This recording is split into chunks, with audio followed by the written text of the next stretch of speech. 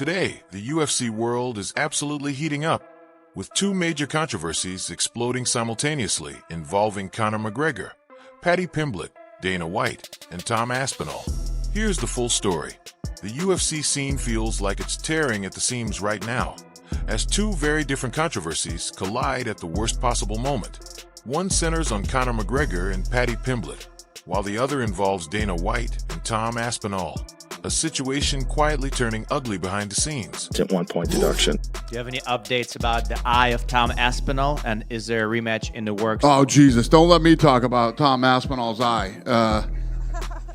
Apparently he's going in for a second surgery or just had it, and by surgery I mean injections. I have no idea. Get a quote from him. God fucking forbid I say something about it. Go ahead. Do you have any updates about the eye of Tom Aspinall, and is there a rematch in the works? Oh, Jesus, don't let me talk about Tom Aspinall's eye. Apparently he's going in for a second surgery or just had it, and by surgery I mean injections. I have no idea. Get a quote from him. God forbid I say something about it. Go ahead. Jeez. How close did you think you were to... Here's your quote. Catching strays, aren't I? Catching strays in my own living room on a Sunday morning. Let's start with the one nobody expected to flare up again. The idea of Conor McGregor versus Paddy Pimblett is suddenly back in the conversation, not just as a fantasy matchup. For years, there's been a strange, unresolved tension between the two, fueled by rumors of heated exchanges and stories of Conor allegedly showing up to confront Paddy during earlier disputes. Around to his house. He drove around to his house and he sat outside in his car calling the bloke, and Paddy refused to come outside. That tells you all you need to know about a guy. Oh yeah, he probably said he put a bet on Chandler by knockout. What now, Conor? Hey, should have mentioned him in the cage, you little lizard. Thought you would have backed your own, lads, you know what I mean? Irish and Scouse, thought you would have backed your own. If you're coming back, lads, let's do it. Wembley, Croke Park, Yeah, lad, I'm back up to 91 kid. Honey, you're a belter, lad. Hey, I've got new teeth as well, look. Stress. Because people love you for your honesty and you're no holds barred and you just say it how it is, because guys like Jake Paul and stuff, you call him a sausage and then he's replying like... He's just a tool, lad. I don't even like talking about them idiots, lad, you know. Do you know what I mean? Like, what's the story with Conor McGregor? Was he at your house one day? That was what the story was meant to be like, but like at the time I was out all the time myself. I just lost a few weeks before actually, and I was still just in a mad place, just wanting to go out and get absolutely slosh. I wouldn't think about it. And he was meant to be outside ours, lad, but I got my man to check the cameras, because obviously if McGregor's at your door, you video and that, aren't you, and banging it all over the Insta and getting pure views.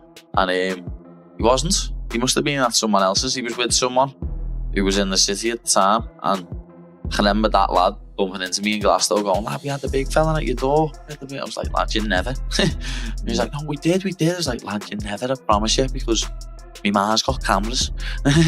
There's always been that underlying sense that Conor has never fully respected Paddy's rise. It's never blown up publicly, but it's always lingered in the background.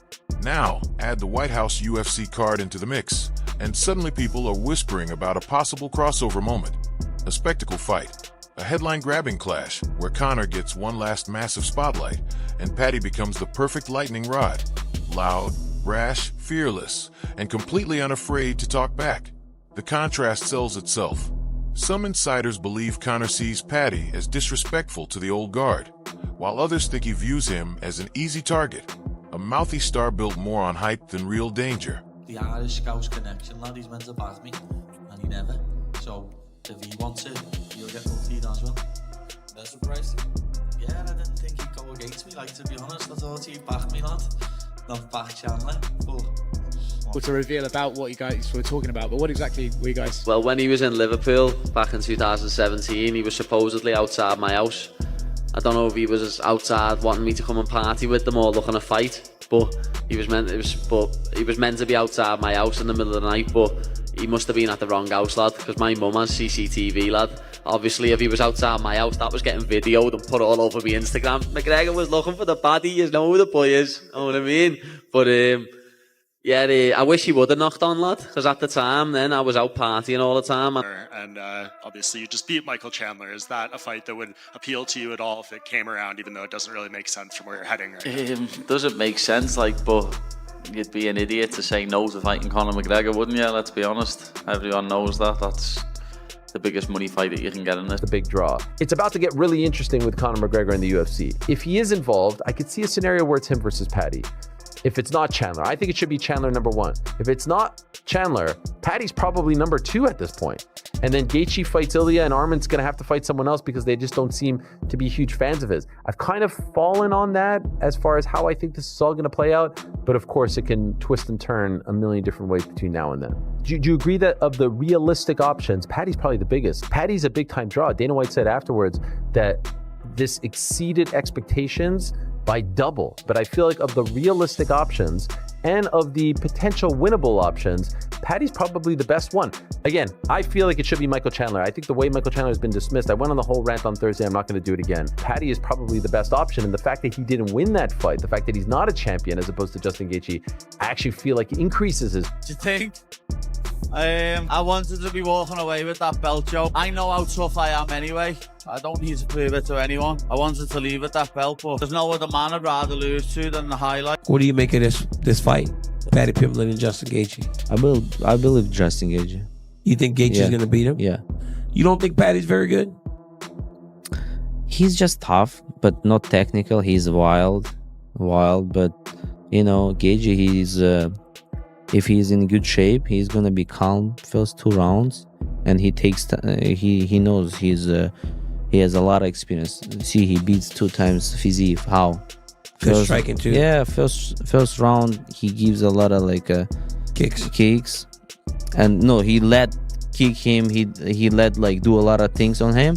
But second round, third round, and he's starting pick it up, and the same is gonna be here, I think, and I believe Justin Gaethje gonna beat him by KO or by. But the truth is, Paddy represents something Conor no longer is: momentum. That's why the MMA community can't stop talking about it. If Conor needs a moment, a statement, a controlled return on a massive stage like the White House card, Paddy Pimblett makes perfect sense. Not because he's the toughest opponent, but because he's the loudest. Static, the Mac is back. And what better event than to grace the White House lawn for a straightener? What I do best. I'm very, very excited, very eager, very motivated. Bring it on, baby. Do you think that's when you maybe come back? I mean, what about comeback for you as far as fighting? I'm very happy that it's June. It was on in July. Now it's a month earlier. Even better.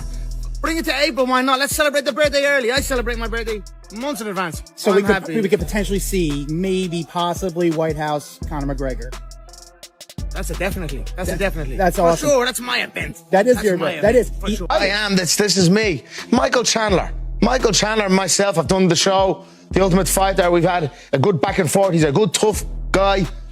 And, the Mac is excited to get back for sure. Conor says he's coming back. He's in the pool. He's doing his thing. He's all kinds of footage of him training. He wants to fight on this White House card. We're going to be on the fucking south lawn of the White House. The fighters are going to walk out of the Oval Office. I need people that I can seriously rely on for this one. Conor is a guy that has fought injured. He doesn't care. Polling's saying he's going to crush the election. So they're doing everything they can to try to keep him off the ballot. Conor McGregor at the White House. It's over. It's over for him? It's over, dog. He made too much money, huh? He made way too much. He went from plummet to making. He sold that liquor for what, 500 million? Yeah. It's too much. Right. He got 100 million for fighting Floyd. Then he was doing pay-per-views like nothing. Him and Khabib did. Meanwhile, something far more serious is brewing elsewhere. While fans argue over fantasy matchups, Tom Aspinall is quietly growing frustrated, and his situation with Dana White is starting to feel personal. After months of injury speculation, rumors, and whispers suggesting his condition is being exaggerated or dismissed, Aspinall has made it clear behind closed doors that he's not happy. Well, surgery now is the focus, and then we'll kick on to 2026, right? That's the plan. But by the time this is going out, they probably have had surgery on one side already. The next surgery's coming mid-January, so we're working towards getting back, and that's the plan. It was really bad how it looks. And he said, you can't train your eyeball to be stronger. It is what it is. There's protection here and here, but he obviously got no protection because the fingers were straight in. The fight should have been stopped. He couldn't see. It was a foul. He couldn't see. Then you can't fight. You know, if he'd have got knocked out with a head kick next, then it would have been worse. I don't know. And then he said, sometimes when your eyes here like that, it can become displaced and stay there. And they did a few tests on that, and they said it doesn't seem like that. And his vision on the eye that's the best eye, his eye wasn't following properly, so the muscles weren't working strong enough to go this way. This one just wasn't working that good at all. So we've got to have additional tests further this week, and Moyes is sorting the tests out for us. And most popular fighters in the world. And the reaction is, geez, don't let me say anything about him. Last I heard, he had a couple surgeries, well, injections.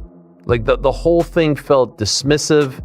The whole thing felt like he doesn't really believe it. If I'm being 100%, if I am to read his body language, and he will 1,000% say, that felt very dismissive. That felt like someone who didn't believe that his heavyweight champion was actually going through something.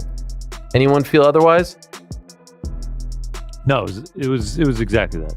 And by surgeries, I mean injections. That's like a direct shot at him. Yes. Oh, God forbid I say something. Yeah, no, that's like what it was. flip it. It was just, if I'm Tom Aspinall sitting there, I'm like, man, what did I do to this guy? All I've done is stepped up to the plate, and I got poked in the freaking eye.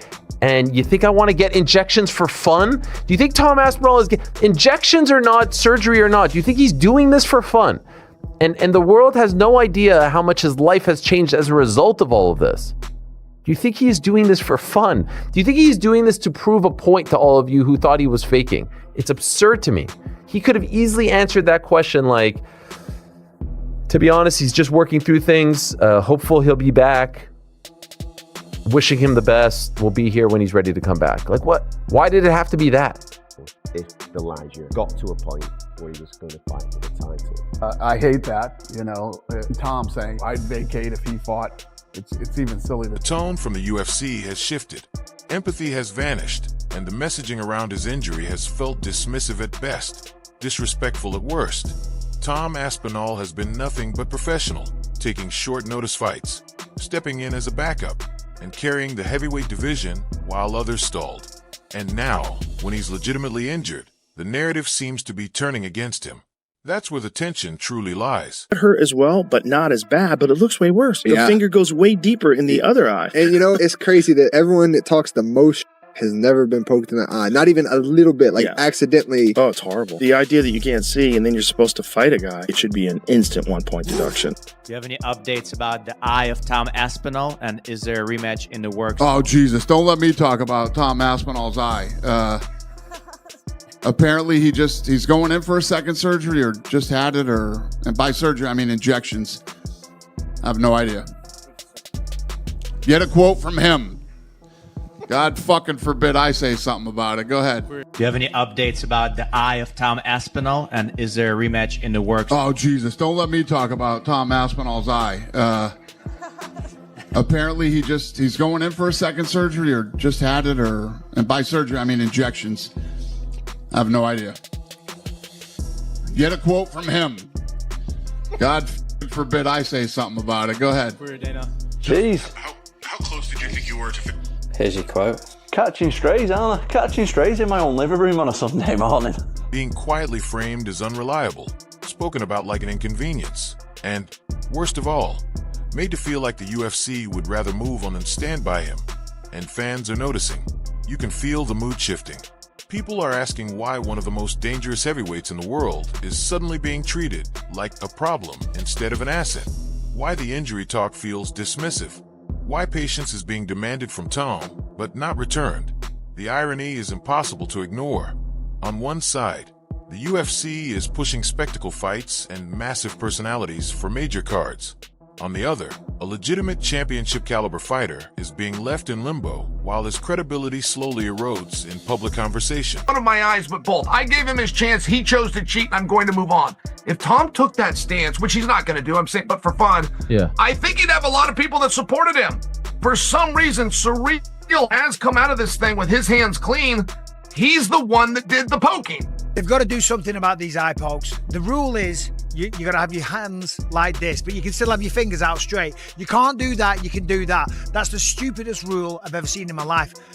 Make a fist. Simple as that. You're throwing punches, and yeah, you got to parry shots, but you just got to unbend your fingers. It's really not that hard. This is a stupid rule. Only Tom knows what happened. Could he see? Couldn't he see? Could he continue? I can't make people fight if they feel they've been injured. After the Jones fight, a lot of people wrote Cyril Gane off. He looked damn good tonight. I mean, he had Tom bloodied up, and Tom didn't want to continue in the fight. The rematch is very interesting. Think about Dana White saying Tom didn't continue. Tom didn't want to continue in the fight, so. And then also, who gives it to eye pokes? Who gives it? Well, listen, I didn't continue. I'll tell you why I didn't continue. Because I'm not a dummy. Like, I'm not going to go out there and fight one of the best strikers in the world if I can't see. I know, as an MMA fighter, look, things are going to happen in the fight that compromise you. Go back and watch my fight with Arlovsky. At the end of the first round, he punched me right in the eyeball. Final 20 seconds of the first round. Oh, big right from Arlovsky. For the rest of that fight, I couldn't see him out that eye. That's fine. If you get punched or kicked in the eye, that's fine. If you get double eye poked in both eyes and you've got no vision because of a foul, why should I carry on so some dummy can look and say, oh yeah, Tom just got knocked out? Because I ain't going to fight if I can't see anything because of a foul. Expect to see you on the card?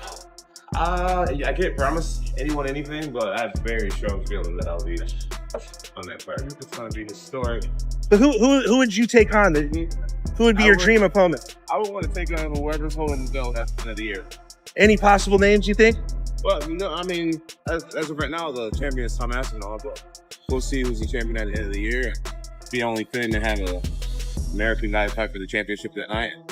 I'm willing to put it all on. Two stories, same pattern. The UFC chasing momentum while risking loyalty. Conor McGregor versus Paddy Pimblett represents chaos, headlines, and attention. Dana White versus Tom Aspinall represents control, power, and frustration. And when you put these two narratives together, one thing becomes clear. The UFC isn't just managing fights right now. It's managing perception. And it was fucked up. Dana, after the fight, remember, he was like... He was putting it down like he didn't want to fight or something like that. He didn't want to fight. Like, they said he quit. You know, and then Tom's like, what the fuck, dude? So then now, and Dana got a bunch of backlash from that. So Dana's like, dude, I don't know. I'm not saying shit because I get so much shit last time. It was weird. He's like, I guess he's having surgery. By surgery, I mean injections. Yeah, that's kind of... The fuck? I'm with Tom. Like, what the fuck? Yeah. Hold on. Hey, Dana, anybody, do you think Tom doesn't actually have a fucking eye injury? Let me get this straight. You think Tom Aspinall is babying this or making this? You know how stupid that sounds? You think Tom's just wearing glasses and going through all this trouble for the fuck of it? Literally the best heavyweight on the roster. Yeah. You think Tom doesn't want to get back in there and fight? Make money, get an actual title, not this interim bullshit. You think Tom Aspinall's scared of Cyril Gane? Do you know what the fuck Tom's gonna do once his eyes get right? You know what the fuck that guy's gonna do to Cyril Gane? Anybody want to bet on it? You know the amount of pain that dude's gonna put on Cyril Gane? No, but Cyril Gane was doing good in that 4 minutes that we saw him. The question is how long fighters like Aspinall will tolerate that treatment, and whether stars like Paddy end up becoming part of something much bigger than they ever expected. Right now, the UFC doesn't feel stable. It feels volatile. And the next move, whether it's Conor, Paddy, or Aspinall, could change everything.